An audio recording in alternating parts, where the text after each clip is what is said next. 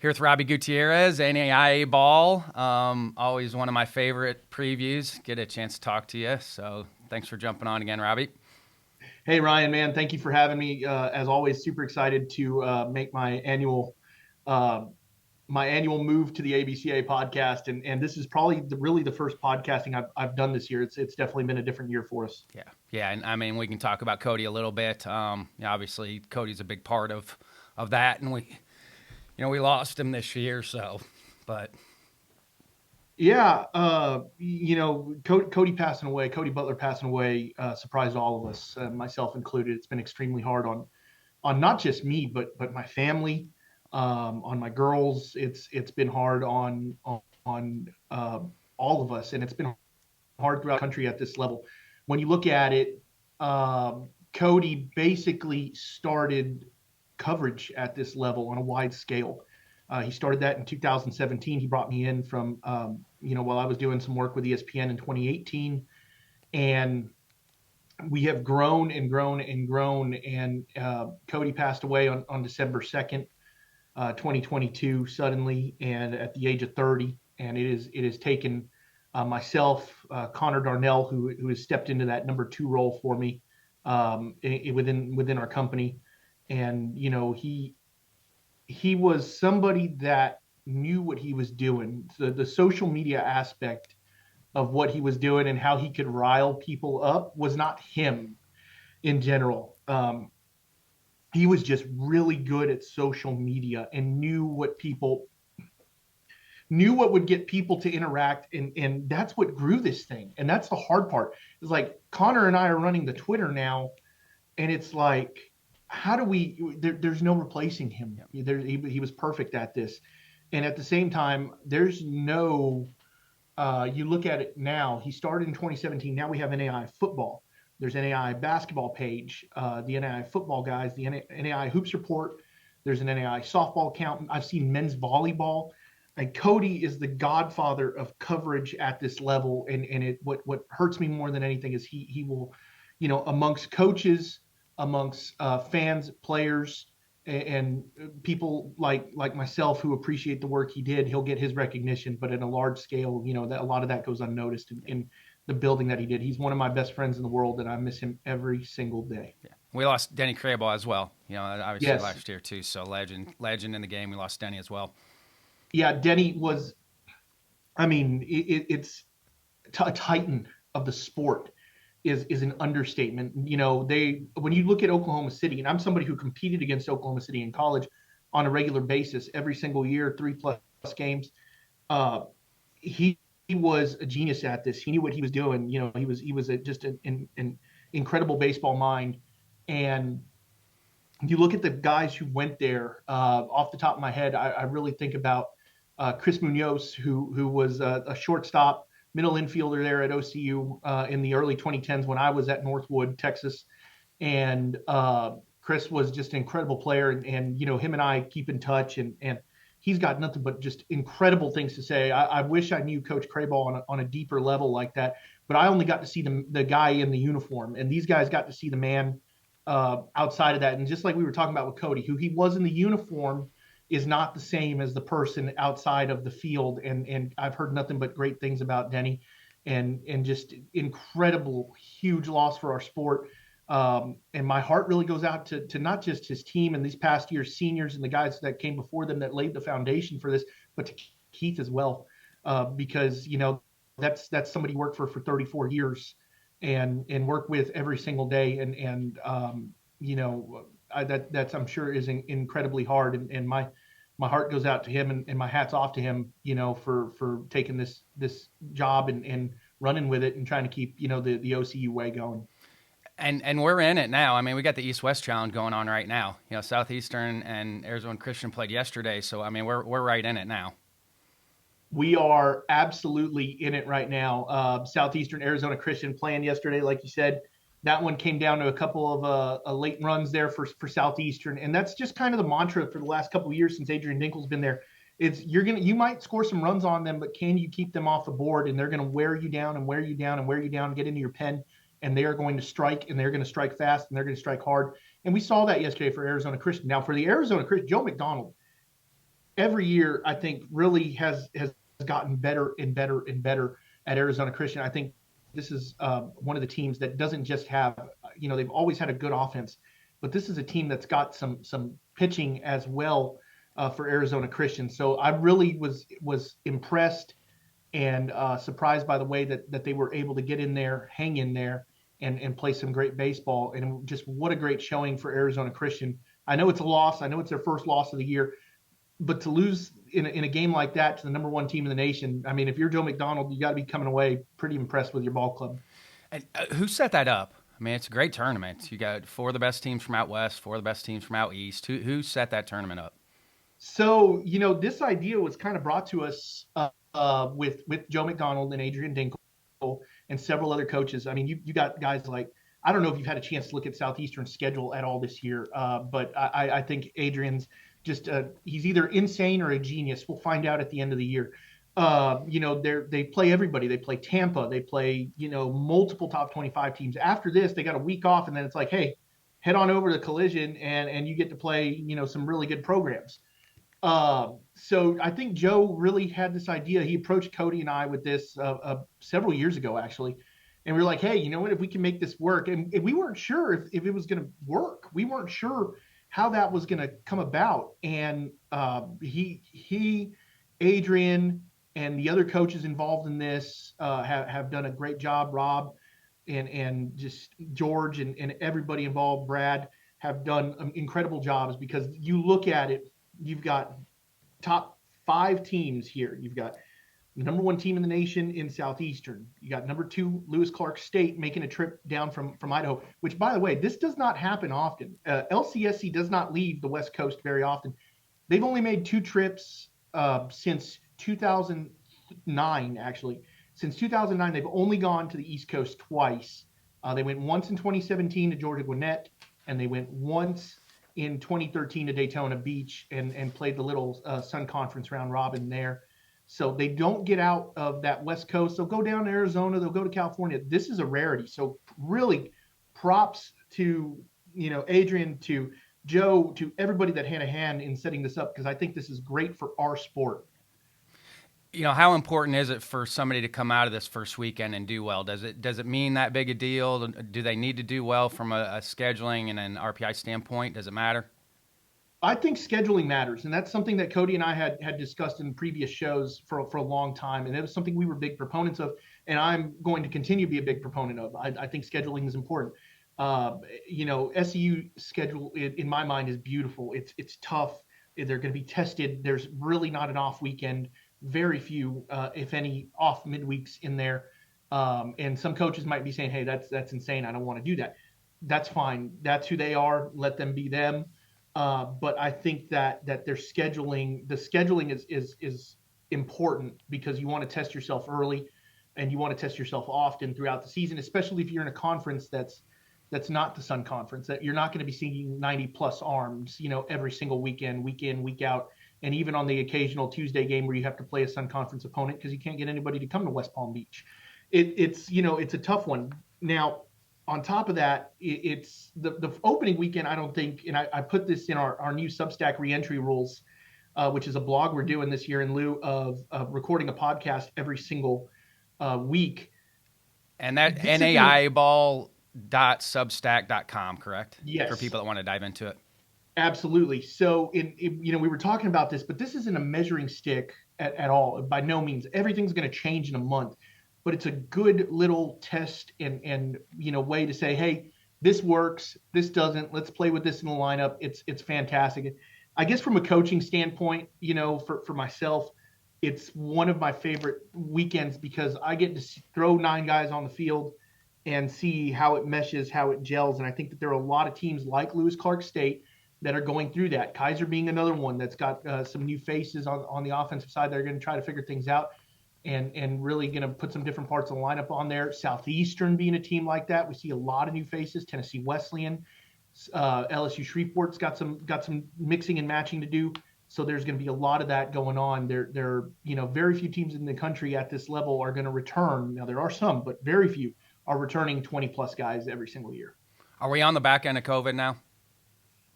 You know what? I'm here in the office. I'm I just think saying that, from a roster standpoint, are we on the back end? yeah. Have we graduated? Well, Everybody they got 2 years back. this is the first time that you've interviewed me where I haven't been at home.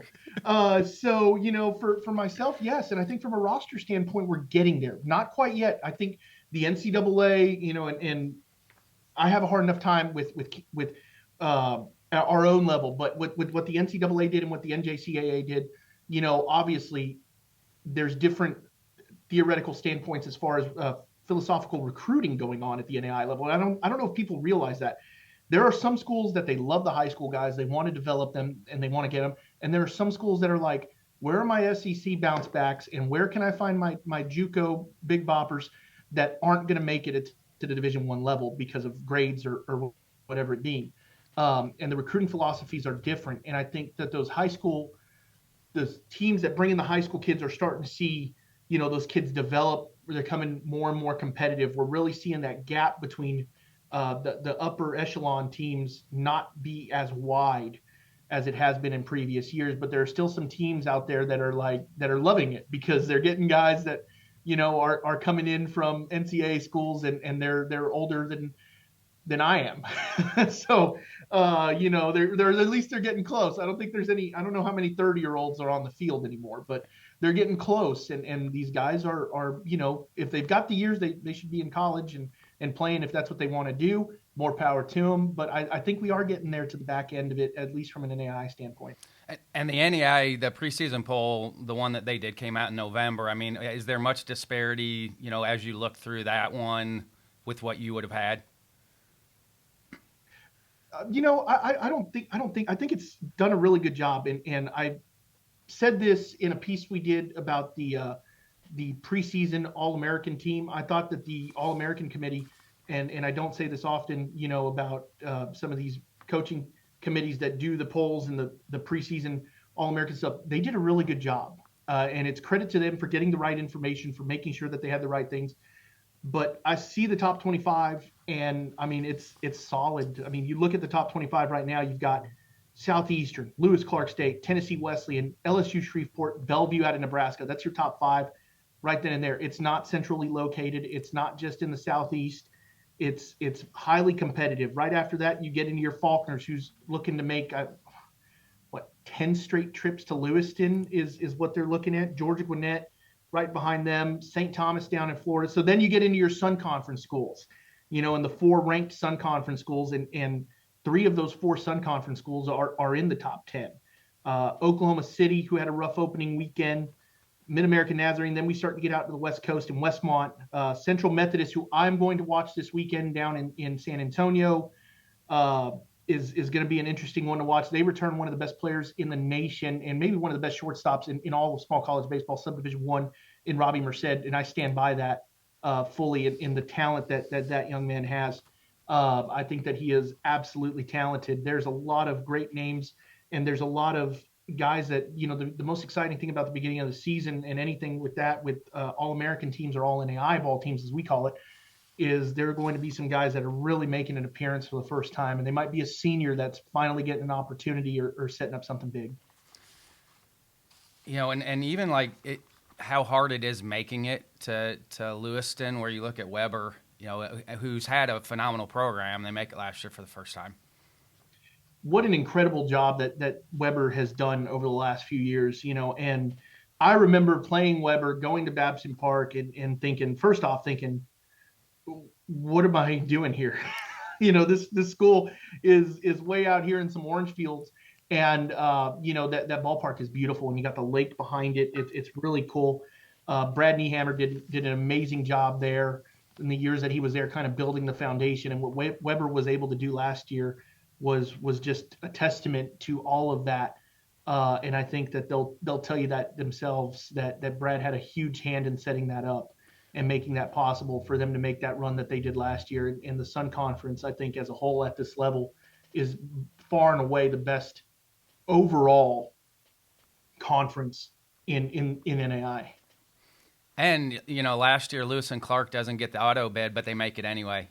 Yeah, I thought Yep, that they, was one of the coolest things because obviously everybody's like, well, they've had the auto bid. They didn't have the auto bid last year. They still made it. So I thought that was a great storyline from last year. it was definitely interesting to see. It was that they're getting to play in an opening round, having to play in an opening round for the first time, and that they're automatically hosting an opening round every year going forward, but they do have to play in it at some point. There's it's going to be interesting to watch. I don't think they had too many issues last year, and really this year I think that they're reloaded. They're going to be very talented, and I've told some people that they're going to be a team to watch throughout the year because I think while they've got some new faces on offense, the biggest change for LC this year is the depth in pitching. I think should be there. We'll see how this team kind of gels moving forward. Now, and because they tweaked the regional format again last year to kind of get it back to where everybody wanted, correct?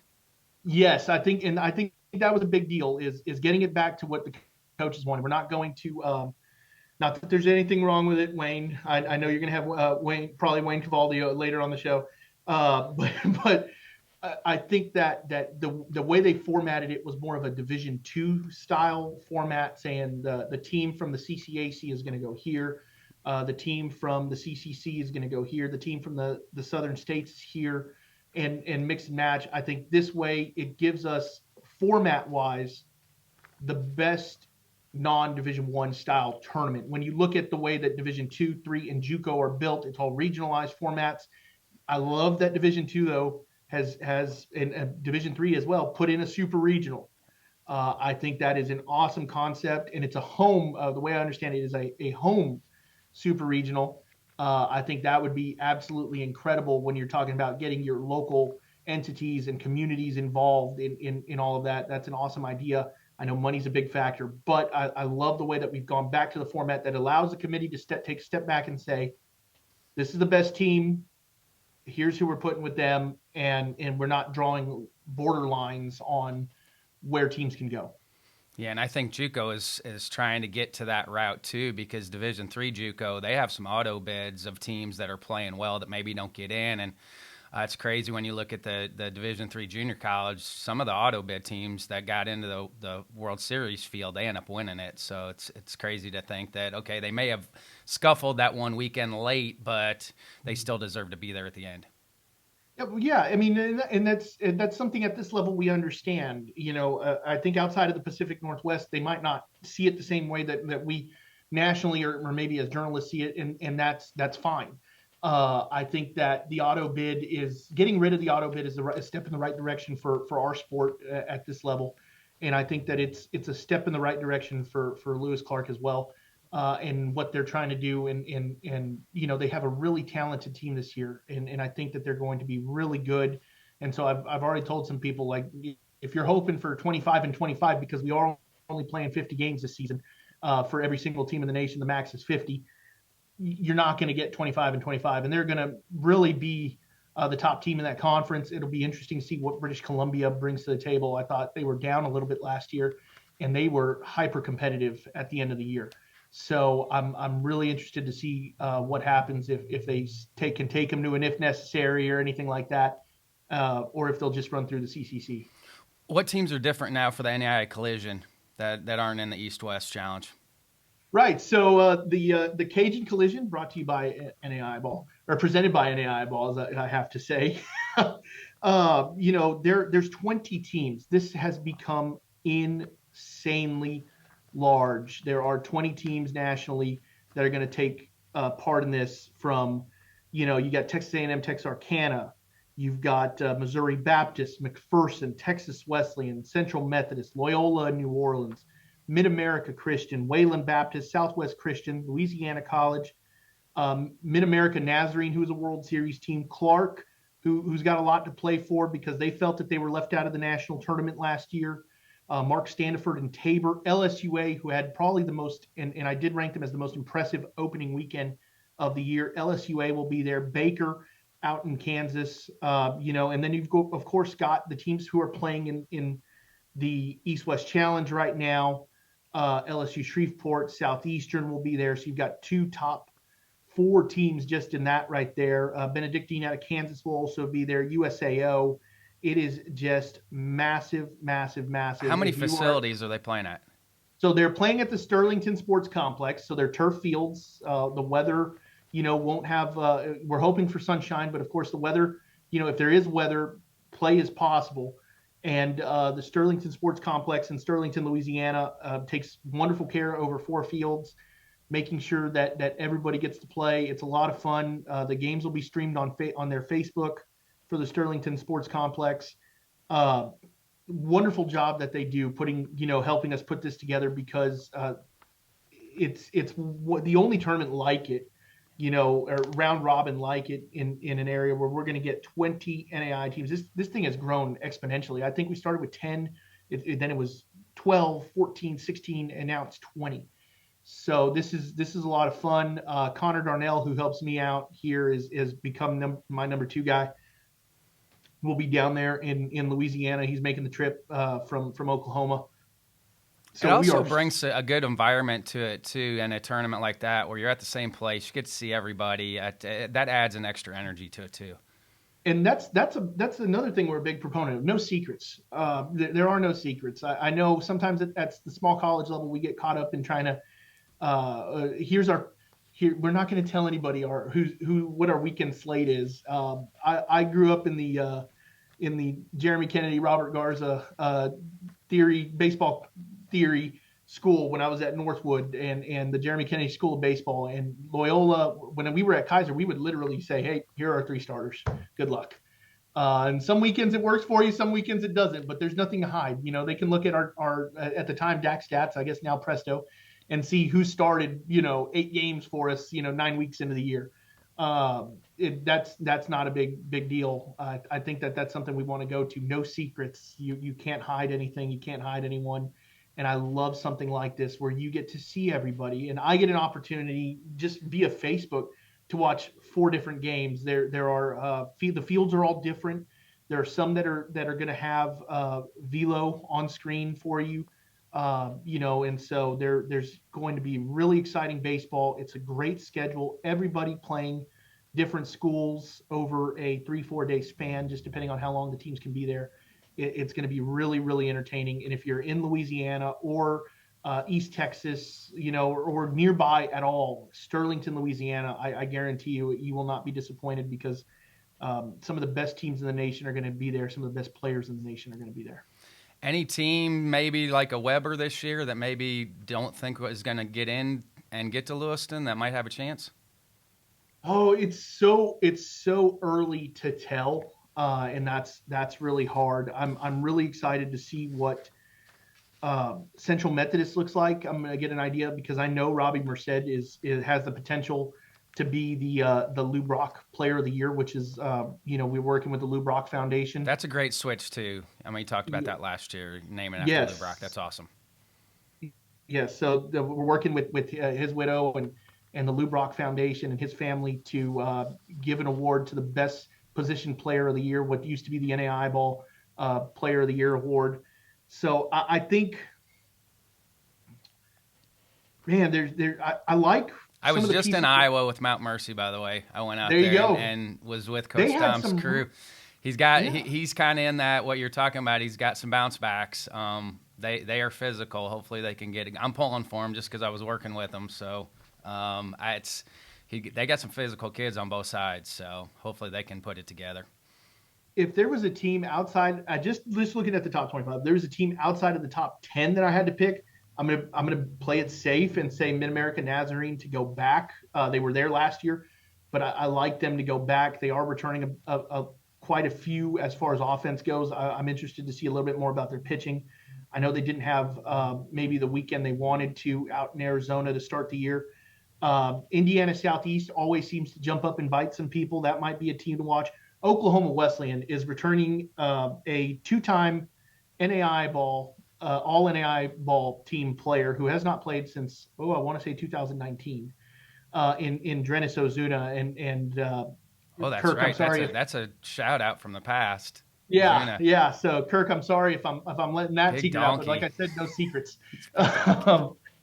That's a big bat to get back. I mean, he is 6'4" plus, 230 pounds. He is a monster. Uh, so I think that those, and then, Cumberland's Kentucky, I think Brad Shelton's always had a team that's been on the precipice. I want to say that they have been on the so close to getting over the hump, and every year it feels like they're there, they have the opportunity, and eventually it's going to happen for them, that wall will fall.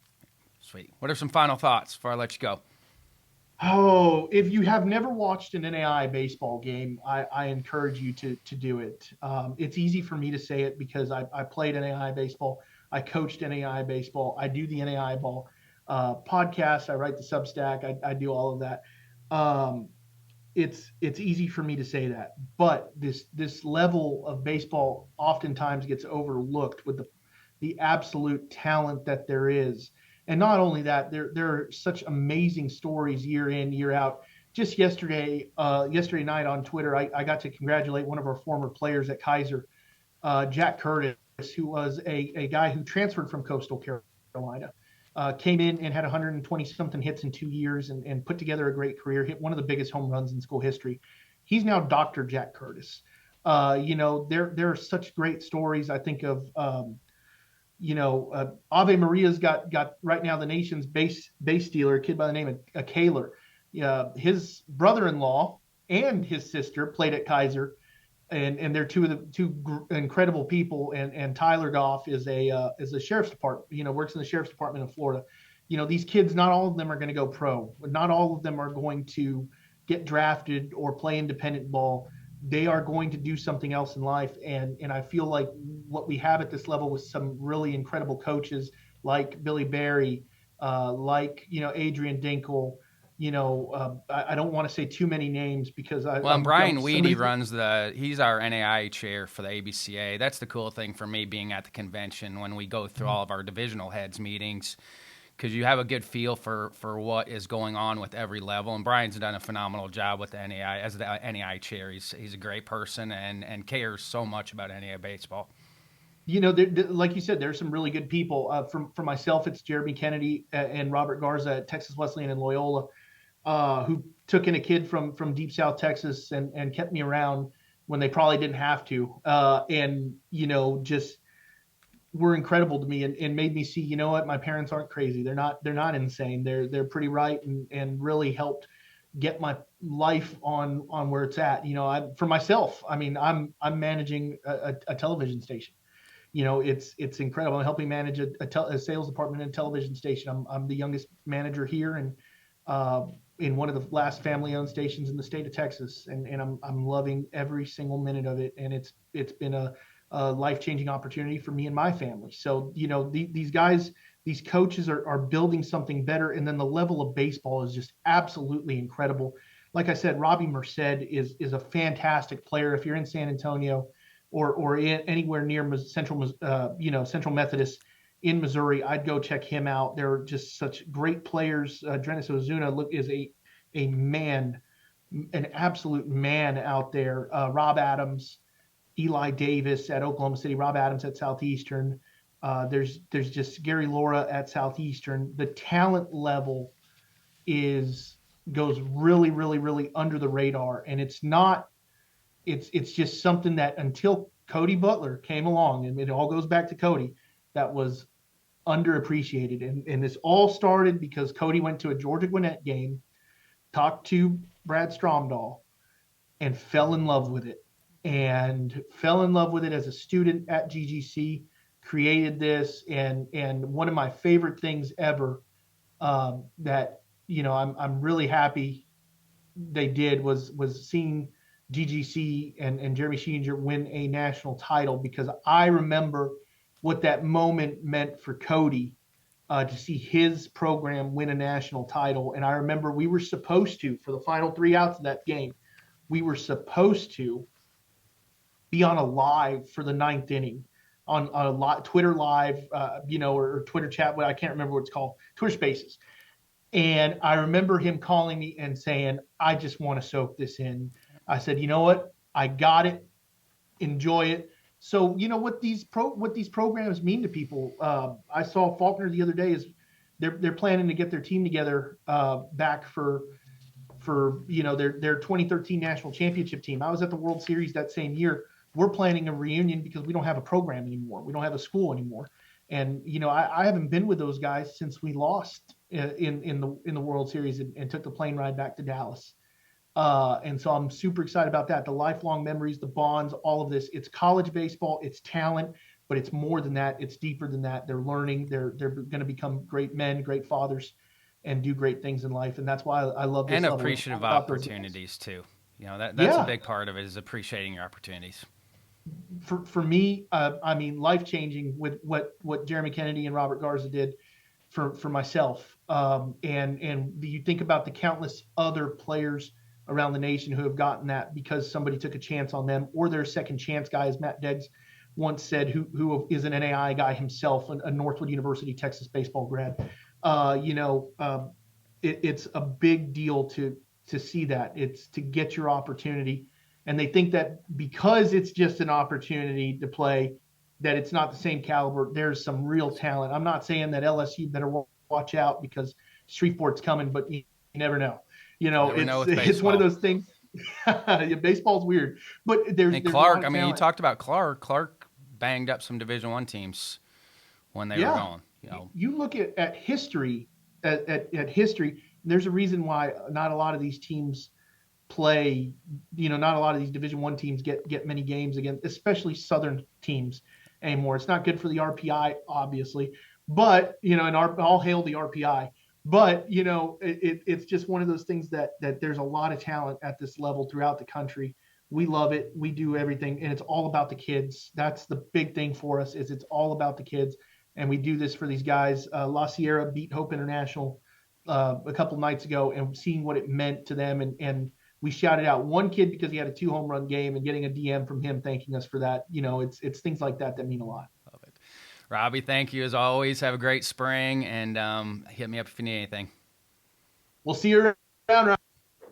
Here with Wayne Cavadi, Division II writer. Just told me freelance, but doing AV stuff now. But appreciate you jumping on with me, Wayne.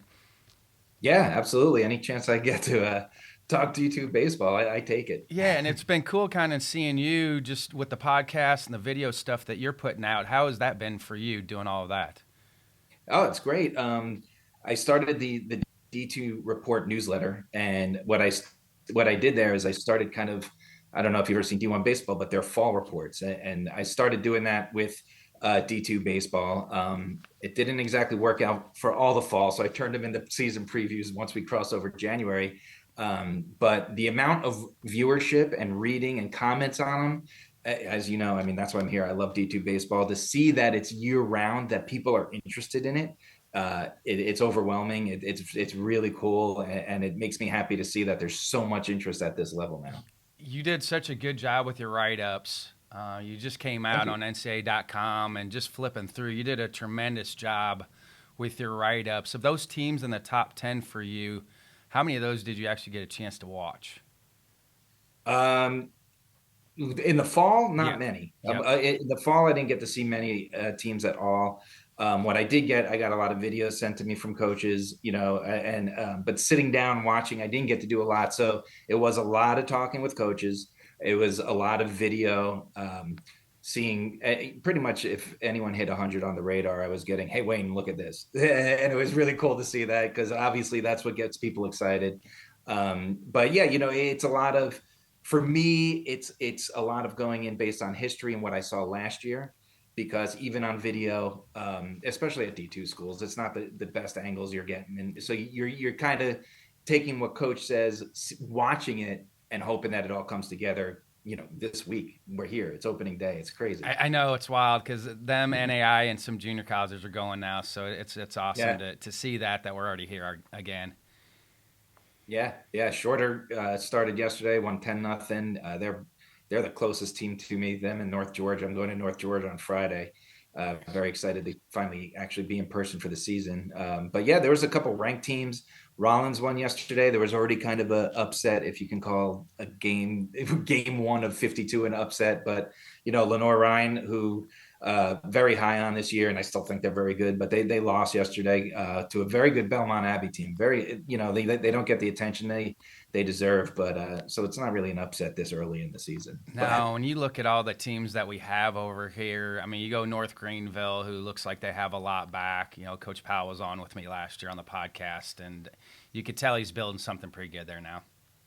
And we obviously had Coach Powell on my podcast too after the run that they were on, and it's exactly what you said. It's what he's building, right? And all of these guys, they probably could have gone out and signed a professional contract, but they came back to do something, and I really do. I think this team has all the pieces. John Michael Fell is definitely a Player of the Year candidate. The guy is just amazing.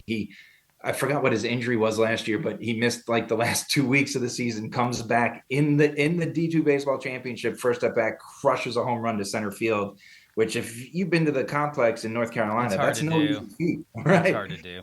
And he's going to be healthy again. And the amazing thing was when I talked to Trey Dyson and coach in the offseason was they felt it was their best recruiting class ever. For them to say that coming off winning on recruits, that's scary, right? And we're looking at Tampa level dominance when Tampa went back to back, and the way that they can win things. And I think North Greenville has what it takes to repeat this year. Yeah, I just really like your writing is very good, so I appreciate somebody. I don't write that well, so I like when somebody can write much better than me. So I do appreciate looking through everything that you've got. And in this part of the world, well, you had Wingate who won it. A couple years ago, like you can't count anybody out in this part of the world with maybe winning a national championship. I mean, Southeast region, the South region, Tampa, Florida Southern, Rollins last year, St. Leo is very good. They're always going to get the hype. And then you throw in the top the Gulf South teams, the GSC teams, Delta States, West Florida when they're good, teams like that. They're always going to get the attention. I mean, Tampa and Florida Southern alone have 17 national championships. But the Southeast region is booming. Like you said, Wingate, North Greenville, Lenore-Rhine is up and coming. You always have Mount Olive to worry about. And they're so dangerous because when they do make it to Cary, it's their home field. It's literally right around the corner from them, and that gives them such an advantage. And Columbus State, there's another team. Coach Appleton, just what he's done with that program. It feels like every year when I talk to him in the preseason, it's kind of, I don't want to say depressing, but like a downturn. I've lost so much on pitching, and we're graduating this all-time great slugger. And then lo and behold, they're right there in the super regional come Call that guy. That's a sandbagger. That's somebody who's going to sandbag you a little bit coming into the year. Yeah. But you also have UI Springfield. I appreciate the fact that it's not just in those areas. You're throwing other teams into that historically have been good here lately. Yeah. And Springfield, Illinois Springfield is going to be an interesting to watch. Zion Pettigrew he's a pro now. He's on the Nationals. Like they didn't just lose talent; they lost some of the best players in the division last year. But I like what they're doing transfer wise and recruiting wise on the pitching side is what I really like. We know they can hit. And they seem to be each year they seem to be going out and finding the guys to pitch. And I think that was what kind of led to the change and finally got them over that hump last year and got them so deep into the playoffs. And I like the direction that team's going. And I think even losing that talent, I think that's why they could stay on top of the water and keep going. It also helps that your head coach is a pitching guy too. With Cope being there. Who actually here's a drop, and he pitched for my dad and brother at Illinois State. Really? Yeah. That's awesome. Yep. That's great. Yep. Oh yeah. Good stuff. He was, Ryan was one of these guys, undersized left-hander, but really competed. And for what he was, he got a chance to play professional baseball too and pitch because he was just so competitive. He was one of those guys when you saw him in high school, you knew he was going to win in college just because he could really pitch.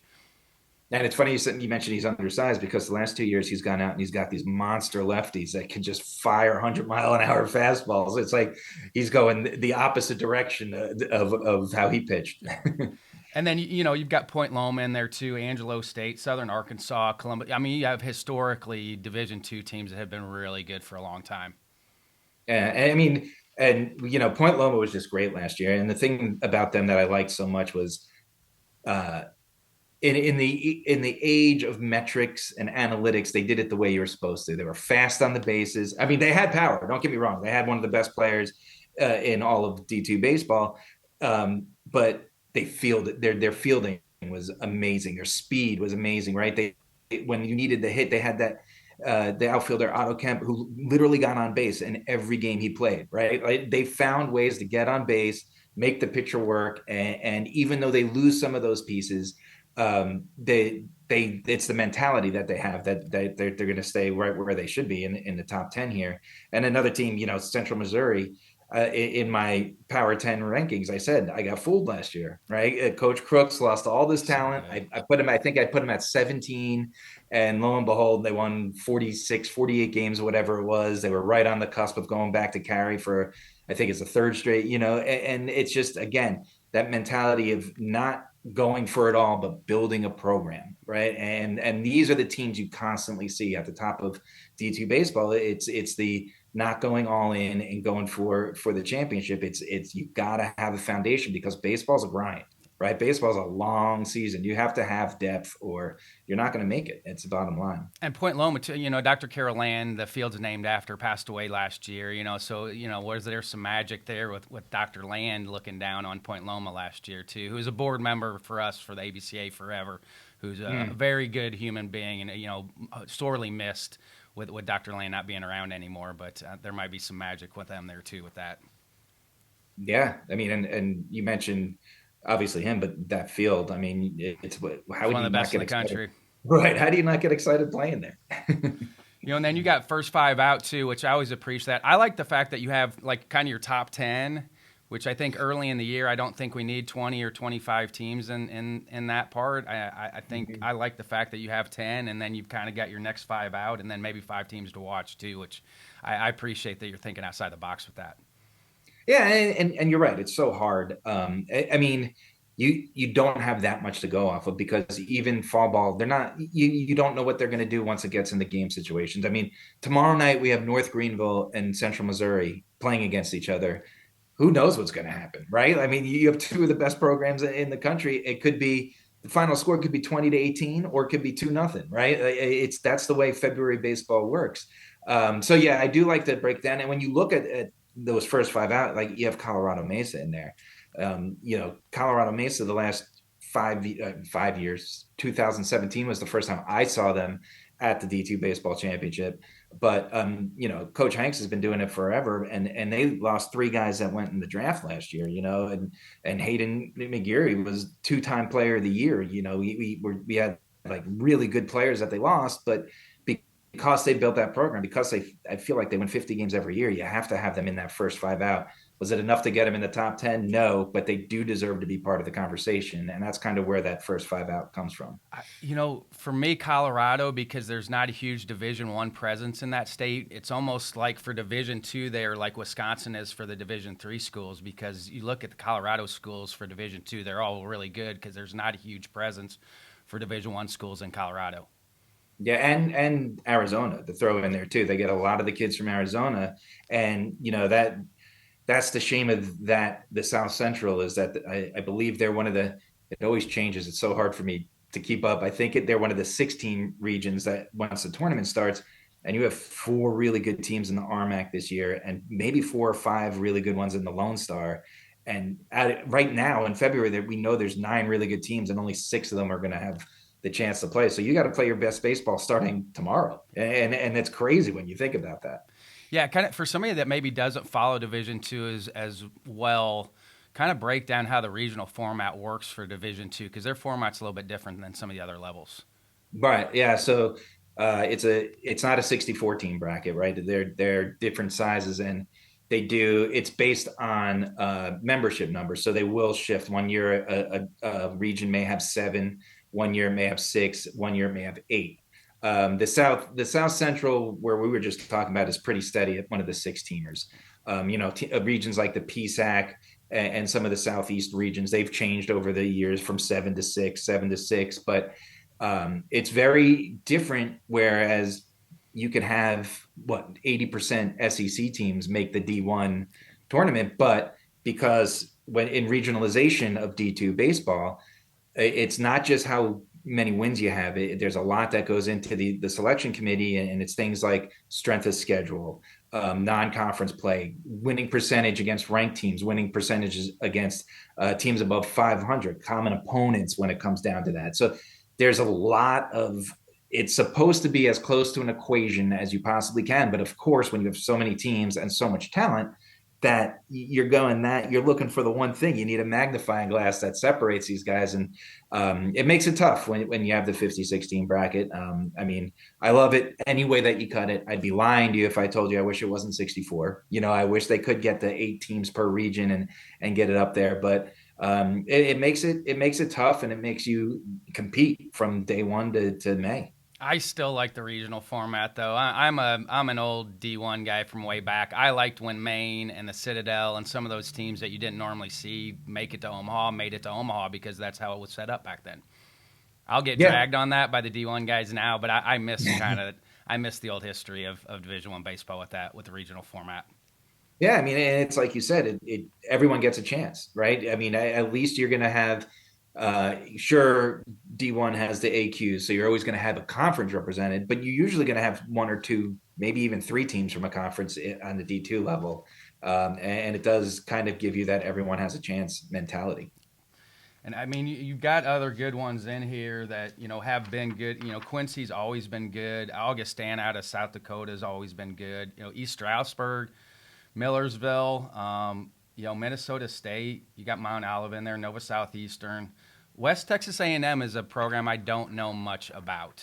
I'm a Midwestern. I'm not from that part of the world, and they'll kill me because Texas teams will do that. But they're one program I don't know as much about as West Texas A&M.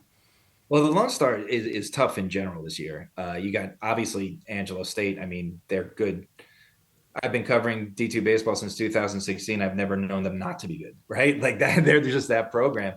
But, St. Edwards is one of my sleepers this year. They have a lot of returners. I think they're really good. But when you talk about West Texas A&M, they're just a team that it always seems they have a couple pitchers that throw really hard and a couple hitters that hit even harder, right? And they always have this nice blend. And you want to say that it's Angelo State's conference to run away with, and West Texas A&M, and like I said, St. Edwards is probably going to do it. Kingsville will do it every now and then. They'll jump in there. They just don't go away, and they make this noise, and it's because everything's bigger in Texas. So are the fastballs and the home runs, I guess. But West Texas A&M is always in there, and I think they're definitely. I mean, they're part of the conversation. And I gotta tell you, you mentioned Quincy. Last year they were one of my sleepers, and people called me nuts, and they finished top 25, and they played UIS in the super regional. They're non-conference to start the season. They go Tampa, St. Leo, Rollins, Northwood, and Augustana. Okay, we're going to know how good Quincy is before March 1st, because that is, if you want to say you're testing yourself early, that's the ultimate test. So kudos to them for getting out there and doing it. Well, especially early out of the chute for them, because I coached at Western Illinois, which is about 50 minutes from there, north of there. You never know. They may have not been able to get on their field yet. I mean, the weather in the Midwest was decent early, but when I was just out there in Cedar Rapids, it didn't look like it was going to be playable for a little bit out that way.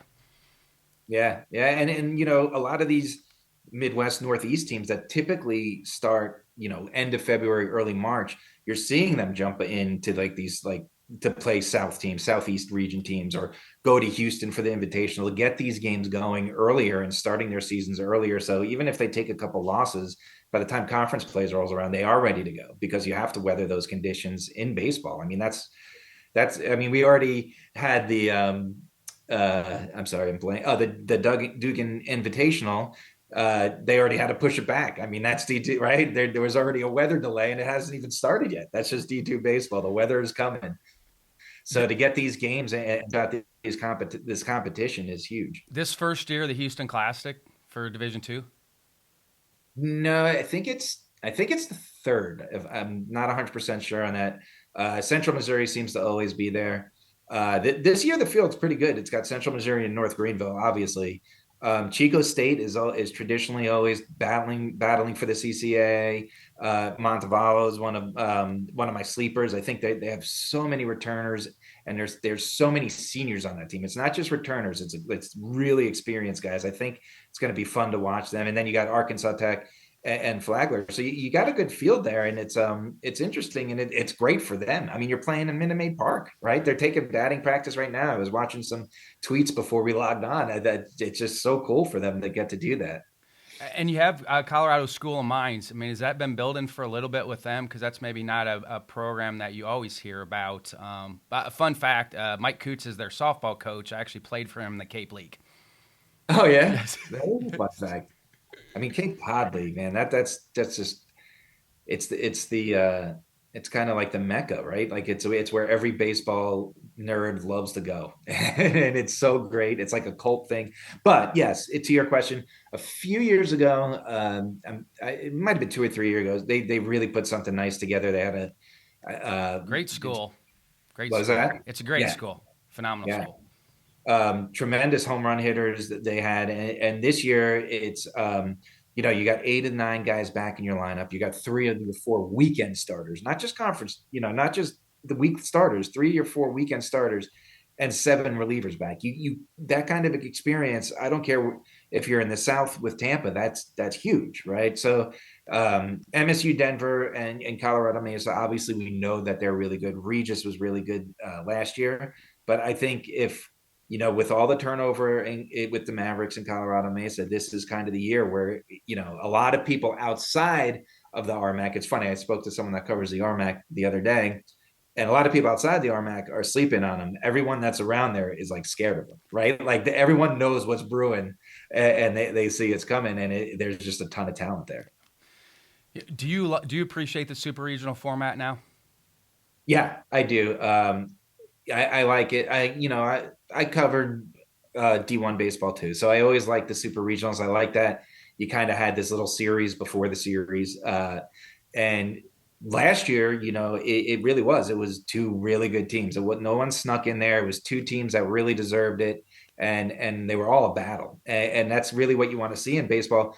You can make the argument that now, for the most part, I think almost all of them went 3 games, right? So you are wearing the pitching a little thinner, right? I'm sure the coaches, and especially pitching coaches, aren't as thrilled with it. But from my perspective, watching baseball, I think it just makes you battle harder. And I think that, like I said, last year it was just great matchups. And you get administrators kind of maybe involved with baseball. You give them another opportunity on a campus to play each other, where maybe you get more administrators excited about baseball because you're seeing it late in the year, you're seeing it on campus, and maybe that's another way to continue to grow the game as well. Yeah, and that's the beauty of all college baseball. It's the last sport going, right? And so when you extend it and you give opportunities, like you just said, you get more eyes on it, and that's the beauty of it. What else are you hoping for this season? Man, well, it's just we saw it kind of in I cover all the D2 sports. We saw it in D2 football kind of this year, and we're seeing it a little bit in, I think, both both D1, D2, and D3, but kind of the COVID years, right, where everyone got this extra eligibility. They're finally starting to level out, right, and these really senior graduate student level lineups that had all this experience. We're going to see a lot more parity this year. And I think it's starting to come back to the norm. So these teams that have quietly built the Colorado School of Mines, these teams that are building that now have all this experience, right? This is their opportunity to jump into the mix. And the D2, I'll just use D2 football as an example. It was so fun this year because I felt like every weekend the article had something to do with 6 or 7 upsets, because, and in actuality, they weren't upsets. The field was just becoming more level. It was more competitive throughout, and I think that's what we're seeing in D2 baseball. I think with the more draft picks that are coming in D2 baseball, people are realizing it's not a level you get stuck playing at; it's a level you come to, right? It's a level where you have opportunity to have those. You have Landon Powell coaching a team. The guy caught a perfect game in the big leagues. He knows people, right? You have these guys that played pro ball. And they know people. You're getting eyes on you. And I think the D2 baseball landscape is becoming a place where people want to come, and I think it makes it more competitive. I think I think catching Tampa and Florida Southern, who have all these national championships, is going to be harder, because I don't think it's, not that it was easy for Tampa, Florida Southern to win 8 or 9, but I don't think it's going to be as easy to win multiple, because like we said, Win get won 2 years ago. Who, if you had that on your bingo card, congratulations, because nobody saw that coming except the people in Wingate, North Carolina. I like Coach Gregory too. He's a great Oh, guy. he's great. Yeah, and he, again, a guy that built a program with. They have 11 guys back that were in the starting 9. Right, you have 11 guys that were in your lineup on a regular basis, and they're all back. Like that. That's incredible. And he's got some magic going there. You think some of the filter back too? You look at this year's draft. There weren't as many junior college kids drafted. Where I think maybe you're having more junior college kids available to go to 4-year schools. I think that's helping Division II baseball now too. Yeah. Well, they cutting back the draft picks at, what was it, to 20 picks now, whatever it is. It certainly hurt the lower levels you go. It hurts more and more and more. Right. So D2, I mean, I don't remember. I'm so sorry. I don't remember the exact number. I think it was in the 50s. It's usually closer to the higher 70s, 80s, because the draft used to go 30 rounds. Right. So now it's like, it was a lot That's less. another byproduct too, is there's not as many opportunities for guys to sign. Right. Right. Yeah. Less minor leagues, less like teams, less draft picks. So yeah, the JUCO kids are now looking for more opportunity to transfer into D2, and they're, like you said, there's a lot less going in the draft unless you're one of those top guys, that's been on the radar since high school. So I think what's going on in pro ball is definitely affecting everything on the college level. I think the it's always tough because high school kids are involved in the baseball draft too, right? That's uncommon to any other sport. So the landscape is tough, and especially when you start taking away teams, you start taking away roster spots, and you start taking away draft picks, everything gets crazy. Who have been some of your favorite podcast guests that you've had on? Guests? Mm-hmm. Well, you mentioned Coach Gregory. We've had. I really did like having the Colorado Mesa guys on last year. It was fun to hear them talk about, you have a 2-time national player of the year that's hitting 430 home runs a year, and he's talking about how you have to shovel at practice, right? Like, and I like that aspect of D2 baseball. It's what keeps me liking D2. It's this humbleness, this look, we're all on this together. We're kind of the groundskeepers too, right? Like, if there's snow and we want to practice, we're shoveling. I really like that one. Coach Crooks was a great guest. Just talking to him. He's a phenomenal speaker, by the way. He did a Barnstormers event for us at the Kansas City Royals Youth Academy, and came in and did a phenomenal job with his talk on hitting. Yeah, and it's just fun. It's fun to. I call it nerding out, right? I like to nerd out, and really, I don't know how much of the guests just want to hear, how much of my viewership just want to hear about Central Missouri, but I'll ask the questions and ask about hitting, ask about pitching, and I like to hear that aspect. So when a coach can dive into that, like you said, like Coach Crooks does, and it's fun to talk to them. But in all honesty, I go all year round on the podcast. So we have D2 football players, we have D2 basketball. We had, if Trevor Hudgens, he's on the Rockets G League team. He was on a Bearcat point guard that they won 3 basketball championships in a row. And every one of these guys, they don't big time you, right? It's so humble. It's so great to hear them. So it's hard for me to say, and I've said, Bethany Bowman, my co-host, we say it all the time. We're like, okay, I think that's the best show we ever did. Yeah, I think that. And recently, we had Hunter Brown on from Wayne State, and it was great. 2 alumni came on that have big league careers.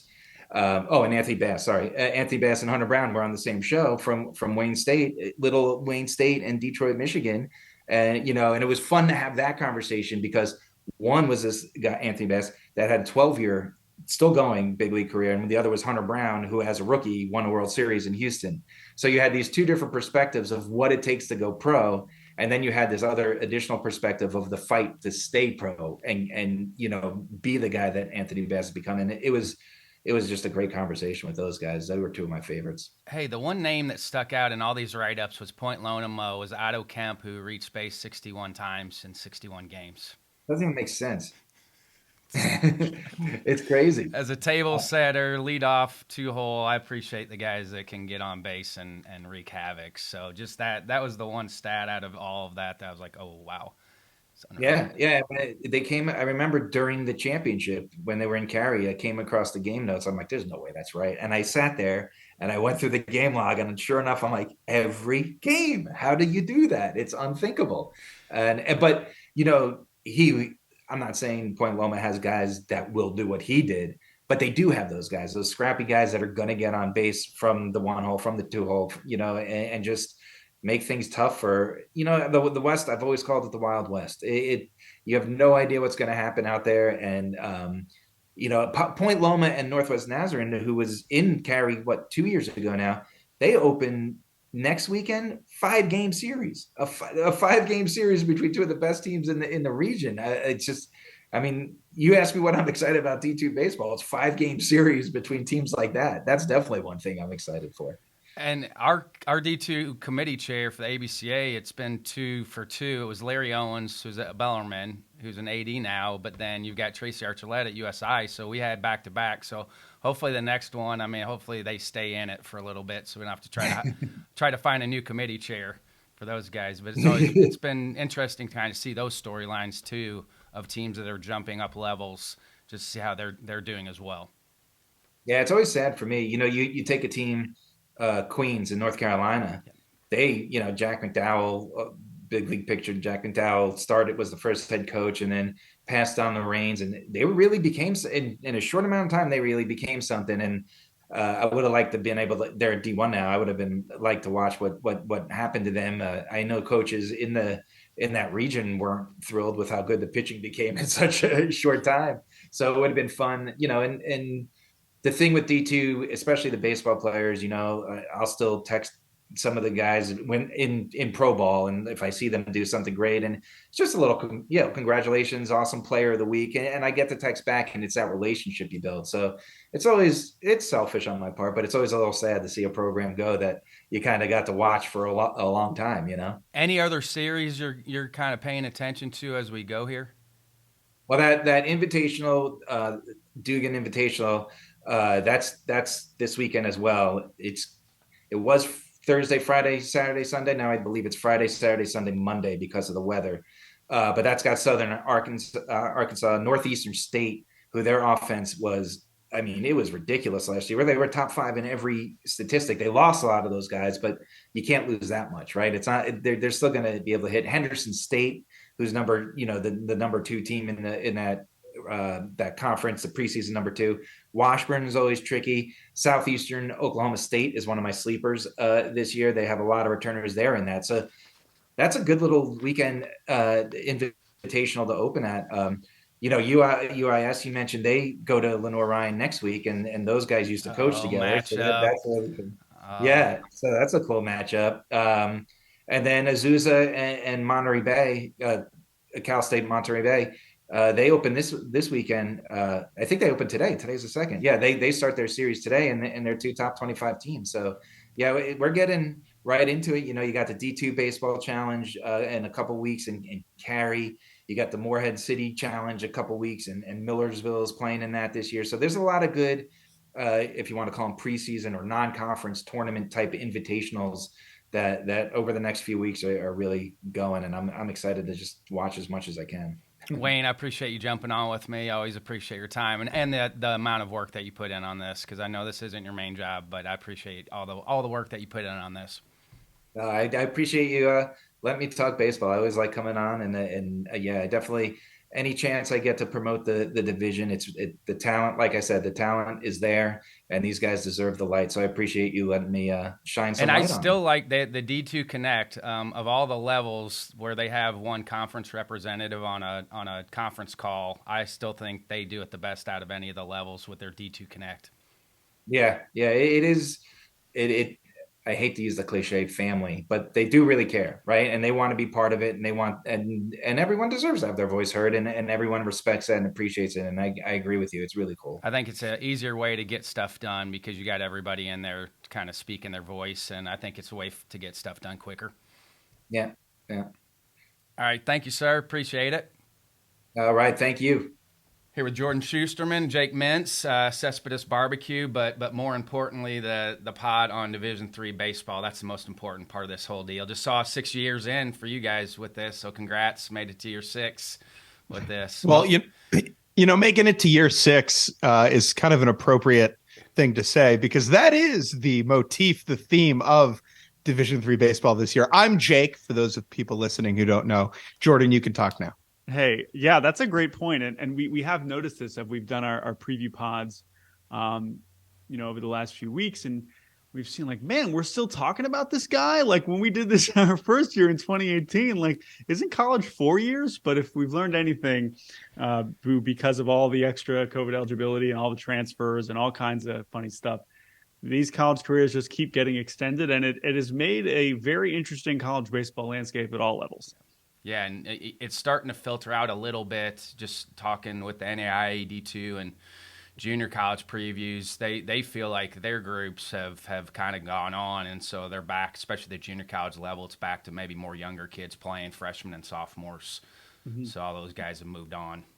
Yeah, I mean, I think that's a good thing, and I think it is definitely less so this year than last year in terms of some of the rosters that are just like entirely 23-year-olds. But there's still some old teams out there, and having just the right combination of super duper seniors can really take you quite a long way. Not as much as in maybe some other sports. Like I know in basketball, it was really getting ridiculous at some levels, like D3 levels where you had just all extremely old teams. But even in baseball, it can make a huge deal to have a bunch of older players. It doesn't matter how good you are if you're 18 years old. If you're playing against a 24-year-old, like that's a 6-year age gap. Right, that's like a college freshman playing against a middle schooler. Okay, that's just difficult to like bridge that gap. Little league was 6 to 12-year-olds. Yeah, man, like that's crazy. And we can get into this, but there are some teams that we came across in doing our research for the season where they're outlandishly old. And I'll just mention it now. Brockport in New York has basically a starting lineup of all grad students except their catcher. Okay, across the board. It's absolutely remarkable. But in that case, we kind of love it because Brockport's a program, finally did make it back to the postseason last year. But there are some programs that we're used to seeing, and it's like, oh, like you're going to be good no matter what, because some programs are running out really old teams, and we know that their freshmen and sophomores are better than a lot of other teams, juniors and seniors. And so it's like, okay, you're just hoarding all the good players and keeping the younger players down. In the case of Brockport, not that they haven't had some success in the past, but like we kind of love it because it's like, hey, if this is what it takes to win the SUNYAC, I respect the hell out of it. As you're going through your previews, who's got the best region of the 10? Oh, well, it's interesting you say that because it's always the South, except this year we learned that Salisbury, who was the national champion in 2021, the runner-up in 2022, and is easily one of the best, Jordan, 3 or 4 teams in the country this year, moved from the South to the Mid-Atlantic region and kind of evening things out a bit. I would still pick the South. I would say even without Salisbury, just again, like it's warm and they can play year round, and that's just a huge structural advantage. Yeah. And why was Salisbury in the South though, from where they're at? I mean, that is a great. Why were they in the South from a geographical standpoint? I think it had to do. I mean, they've been in a few different conferences, and we've had a lot of different conferences changing, and the whole Salisbury conference situation is more complicated than we want to get into, but.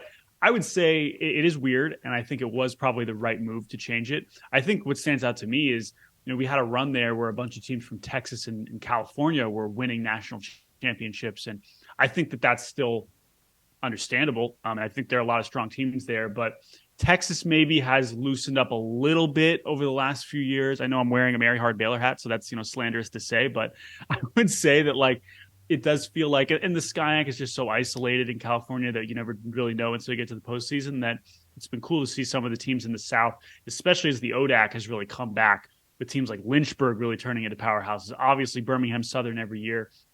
But of course, programs like LaGrange, who have been just, finally, getting to that World Series and really making some noise.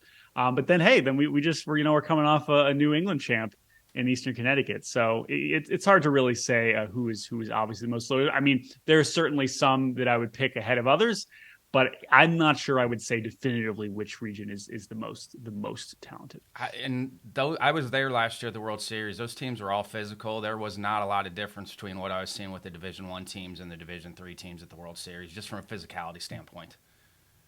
Yeah. And I'm sure some of that is also, again, an age thing, which comes into play. But no, I mean, at the top level, I mean, we've heard this from coaches at all levels. It's like, we know once you get to the top that it's really, really, really good baseball. Is Ohio due to win a World Series again? It feels like it, although if Marietta wasn't going to do it last year, I don't know what it's going to take. They did have two teams in the World Series last year with Marietta and Baldwin Wallace, right? So that's like a 25% chance there. Yeah. They couldn't get it done. Marietta will be right back up there again this year, maybe like a half notch down. Behind them in Ohio, Jordan, I would say Baldwin Wallace will be right up there again. I might pick, Baldwin Wallace, we talked about them a lot, but might pick them as the favorite in the OAC. And then Worcester and Denison are right there. I mean, Worcester was one game away from the World Series also last year, and Denison has proven to be, just as good over the last few seasons. So and Case, we're really high in Case Western always. So I know we haven't really seen them make like a deep postseason run, but maybe this is the year for them, because I would say that they are looking like one of the more talented teams in the UAA for sure. Do you guys like the collegiate baseball preseason poll? I mean, did you look at? Do you like it? Everybody kind of has their ideas on the collegiate baseball poll, but do you guys feel like it's close, or is it just going off last year's stuff?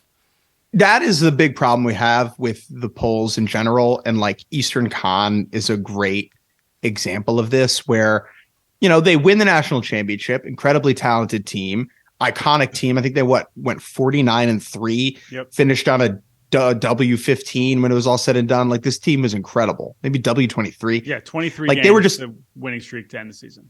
Yeah, they didn't lose in the postseason. This team was incredible. However, they're losing almost the whole team. The entire pitching staff is gone. A lot of guys transferring to go play D1, and their head coach left to go to Yale. And is there a lot of talent still there? Yeah, probably. But being ranked number 2 in the Division III Baseball.com poll and number 7 in the Collegiate Baseball News poll, that seems a bit ridiculous. And we saw this happen last year, where my alma mater, Wash U, went to the World Series in 2021, and they were ranked 5th last year to start the year, but they lost the entire starting lineup minus one person and the whole pitching rotation. And so we didn't rank them at all, and they went 12-24. You just need to know what percentage of guys are coming back on both sides of the baseball to really make a good prediction. And what we try and look at is we look at innings, we look at starts, and we look at total bases are the three big things that we look at in terms of how much a team is bringing back year to year.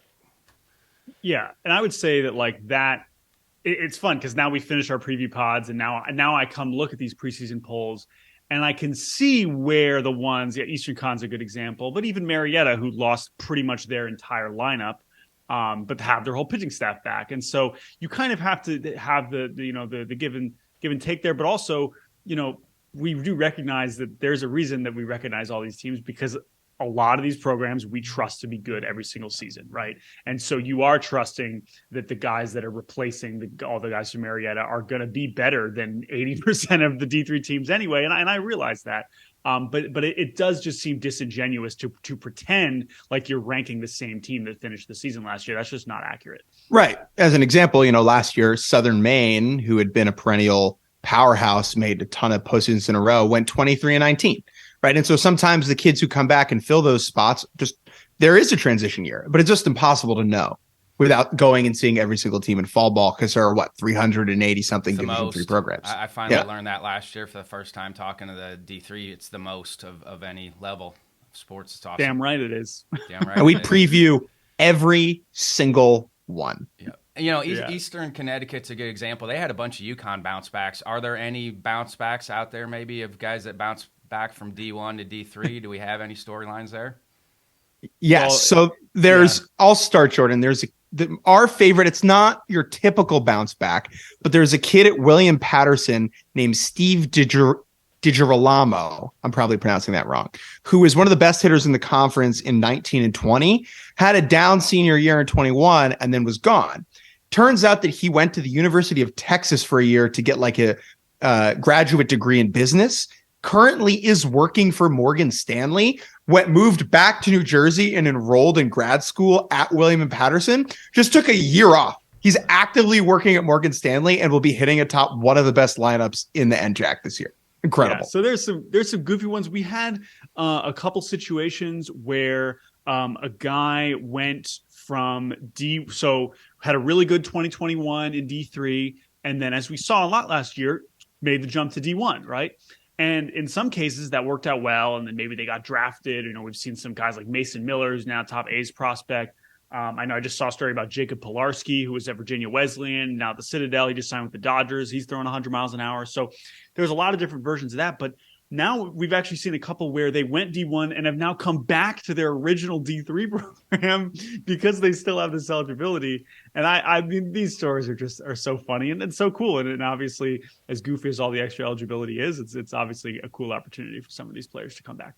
As an example, there's a kid at Ithaca named Garrett Callahan who was really good for the Bombers in 2021, 9 homers, OPS over 1,300, goes to D1 Rutgers, plays not a whole lot, and then, just goes back to Ithaca for one more year because you can now. Love it. Will North Central break through?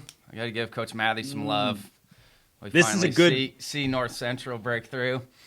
It's a great storyline because this team was incredibly talented last year.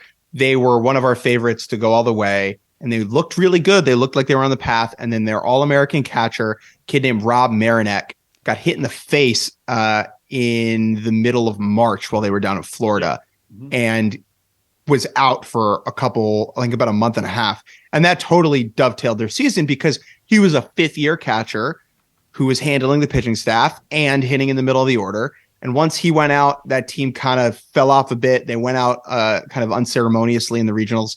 But however, Marinek is back for the vaunted year 6. And so North Central looks like they will be in the mix again. Most of their arms are returning. They did lose one kid to graduation, but for the whole, this team is going to be just as good as they were last year, I think. Yeah, and anybody that wants to see Rob, you can go on our Barnstormers videos and watch a presentation in Aurora that he gave on catching with North Central's catching coach. He is a big human being. He's very physical, but you take that out of your lineup, it's going to crush your lineup for a little bit. Absolutely. And the fact that he's coming back is huge. And then one fun storyline for them is that their center fielder is a kid named Luke Leenan, who is the quarterback of North Central's football team that won the national championship. And so for him, he's like, just do my hobby sport. Now I'll just do the one I play for fun. And, he had an OPS he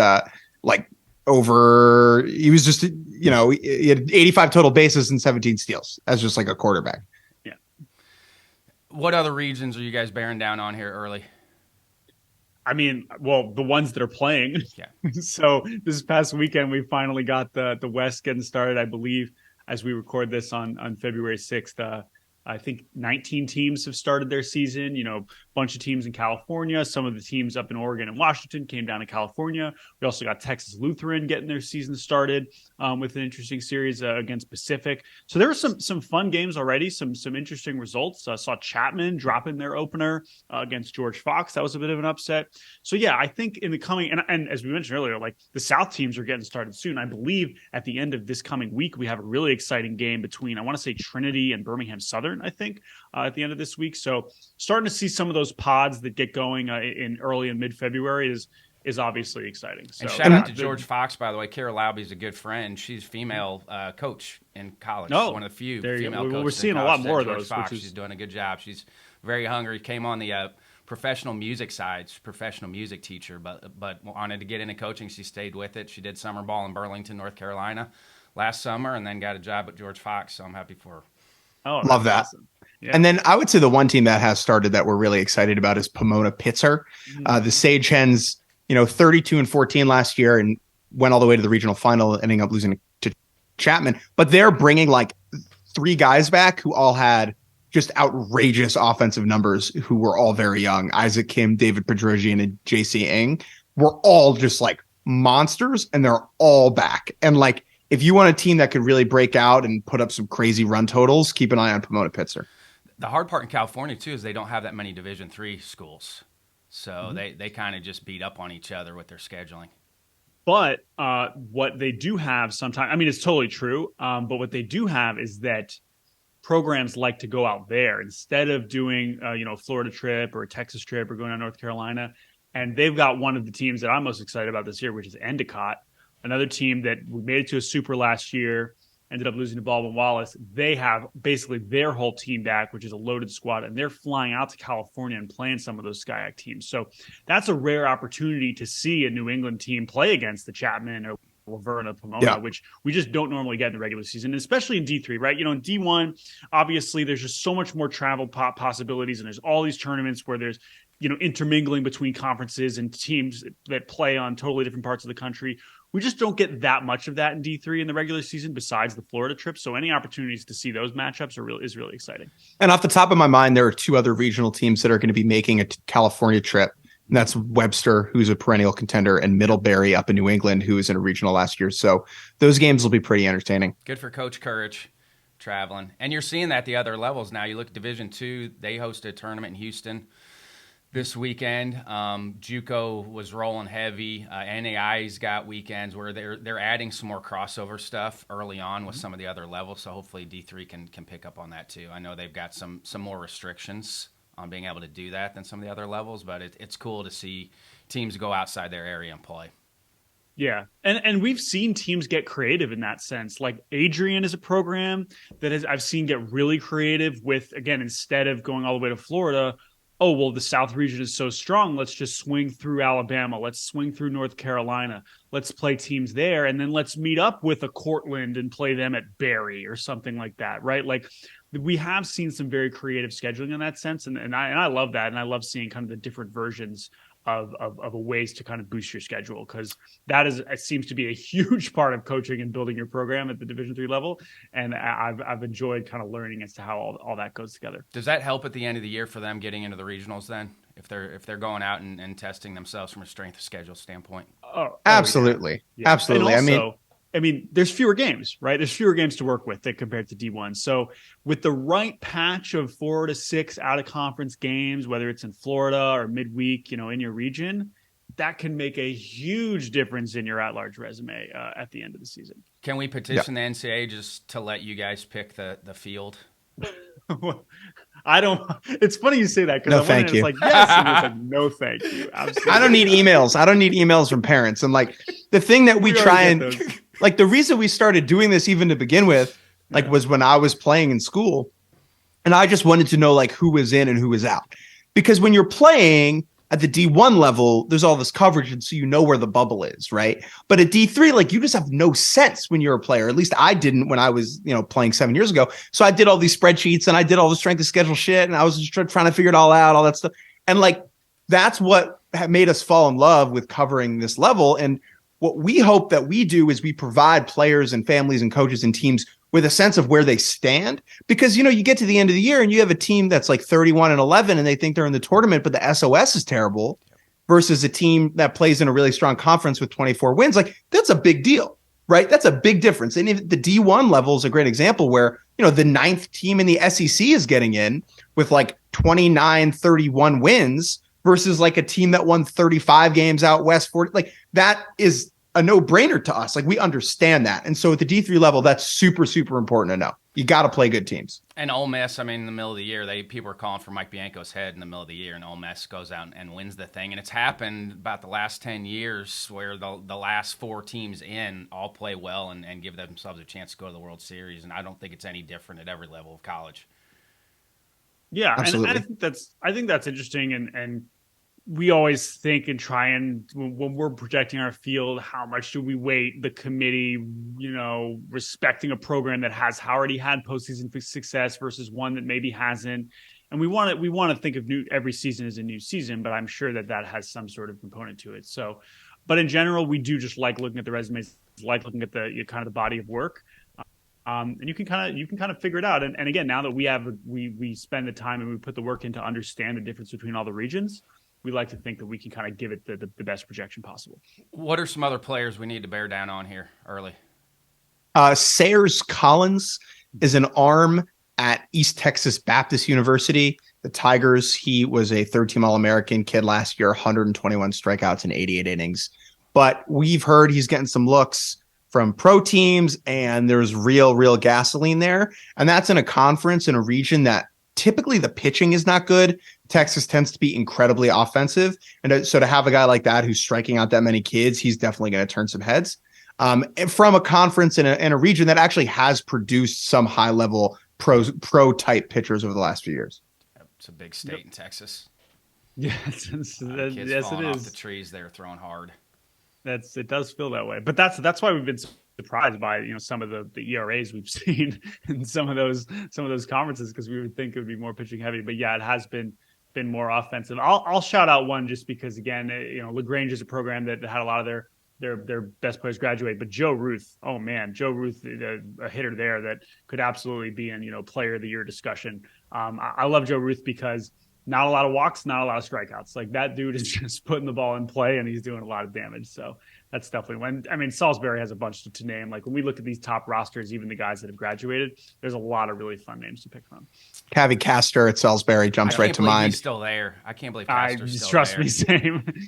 He should have transferred to a Division I program at some point just to challenge him. I mean, he is a Division I level athlete, really impressive kid. He Actually, fills that speaking uniform, man, he looks good in uniform. Speaking of D1, I mean, you also have a situation now where players are committing to D1 programs for 2024 already. And so, like, an example, kid named Alex Madera at Arcadia has already committed to play at North Carolina next year. And so guys like that, where there's, that allows us to lock in, like, okay, this guy's going to be a Tar Heel, like in 365 days. Like, I should pay attention when he's playing against Division III competition.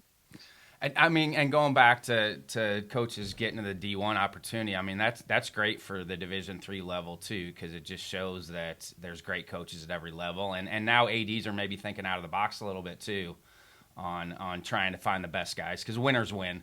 Doesn't matter what level you're coaching at, winners win. So hopefully a coach does well over there. In talking to coaches, though, there is a bit of a split in it, because you have some coaches where they want to build like a program culture, right? And they're very intent on recruiting kids and giving those kids the opportunity to play and not bringing in transfers that are going to take those positions. And you see that at the D1 level, UCLA, right? UCLA last year ran out all freshmen, no transfers, and they're planning and hoping that creates a culture where they can compete moving forward. Team like that pops into my mind is like Case Western, right? Case Western's very intent on recruiting. We're not going to be big in the transfer area, the transfer portal, and that's how we're going to build the team. And what the transfer situation has done is that it hurts the colleges more than the universities, because there are a lot of programs in Division III, because the schools are so small, where there are not grad school opportunities at the schools, like where Jordan went, College of Worcester. If they want to have a kid for a fifth year, that's really hard to just finagle. It's just not happening. Like, the classes don't exist, right? And so that's created a bit of a gap there, where I know that, not speaking to Worcester at all, but there are coaches that are like frustrated that can't take advantage of the new system. Now, for me, I like it because it does add a little bit of a wrinkle. And I think once the COVID delay wears off, it'll re-even the playing field a bit. And giving kids the opportunity to move around is always going to be a good thing. And that's what's always hurt the Ivy League schools, because Ivy Leagues, they won't allow them to take graduate level courses. So that's why you see really good Ivy League players transfer to other Division I's, because they don't have the opportunity to stay at school. Right. You need to change that, Ivy Leagues. Give those teams well, that's the problem. The thing there is, like, if you want to go be a grad student playing the Ivy League, like, you can. You just, like, have to be freaking smart. Yeah. Like, you just have to go to an Ivy League grad school level program, right? Which is certainly not simple. Like, let me tell you. What are some final thoughts before I let you guys go? Well, I just wanted to say, and this is maybe a little bit off, because, again, we could go on these teams forever, but if you want to listen to our thoughts on these teams, like, go listen to our 10 preview podcasts that we've posted over the last few weeks. But I just, on the topic of coaching and D3 coaching, it's been amazing to see how many D3 coaches have jumped to pro ball, and how often we are seeing major league teams, plucking D3 coaches, right? For all we talk about the super high profile D1 head coaches or pitching coaches that, are jumping, and that's happening too, of course, but it is really cool to see, coaches from not even programs that are winning a lot at the D3 level, getting plucked for their specific expertise and their specific skills. is awesome. And I love that. And everything that we've heard is that that's the trend that is going to continue happening. And for all the things that we've seen covering Major League Baseball of D3 people in front offices, but it's been cool to see it also at the coaching level. Yeah. Tom DeAngelis was on the podcast with me because he was our Division III assistant coach of the year, and just talking hitting with him that entire time, I'm like, oh, and then he got a Yankees job after that. I'm like, just that entire conversation on hitting development. It was like, okay, that's one of the best guys that we have out there trying to develop hitters. Well, you create, at the D3 level, you have so much less to work with from a resource standpoint. And so you have to be good at something else. At the D1 level, like, there are a lot of great coaches there too, but if you have a TrackMan system set up at your ballpark, like, that allows you to do a lot of different things.